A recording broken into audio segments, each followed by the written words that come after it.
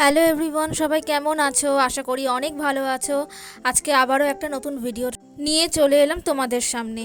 শীত তো প্রায় পড়েই গেছে, বেশ ঠান্ডা। আজ একটা নতুন মাছের রেসিপি তোমাদের সাথে শেয়ার করব। এই মাছটাকে কেউ লোটে মাছ বলে, কেউ লইটা মাছ বলে। তো এই মাছের ঝুড়ো করে দেখাবো। এটা রুটির সাথেও ভালো লাগে, গরম ভাতের সাথেও বেশ লাগে।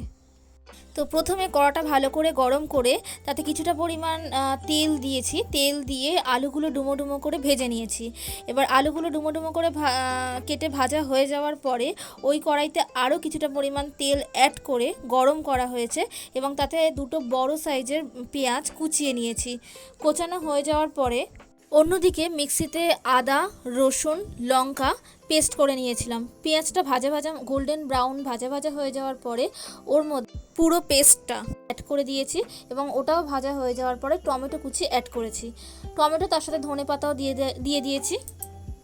অন্যদিকে একটা বাটিতে কিছুটা হলুদ, কিছুটা কাশ্মীরি লঙ্কার গুঁড়ো, কিছুটা জিরে গুঁড়ো, কিছুটা ধনে গুঁড়ো আর নুন একটু জলের সাথে মিশিয়ে নিয়েছি, সেটাও অ্যাড করে দিলাম। একটু নাড়াচাড়া করতে হবে। নাড়াচাড়া করার পরে অন্যদিকে লোটে মাছগুলো খুব সুন্দর করে ভালো করে ধুয়ে রেখেছিলাম, সেই লোটে মাছগুলোকে আমি অ্যাড করে দেবো। লোটে মাছগুলো দিয়েও দিয়েছি। আর ততক্ষণ একটু বলে দিই, ভিডিওটি যদি তোমাদের একটু ভালো লেগে থাকে প্লিজ সাবস্ক্রাইব করে পাশে থেকো, সাথে বেল আইকনটাও প্রেস করে দিও। আর ভিডিওটা কেমন হয়েছে, ভালো হয়েছে কি খারাপ হয়েছে, অথবা রান্নায় কিছু অ্যাড করতে হবে কিনা সেটাও কিন্তু প্লিজ কমেন্টের মাধ্যমে জানিও।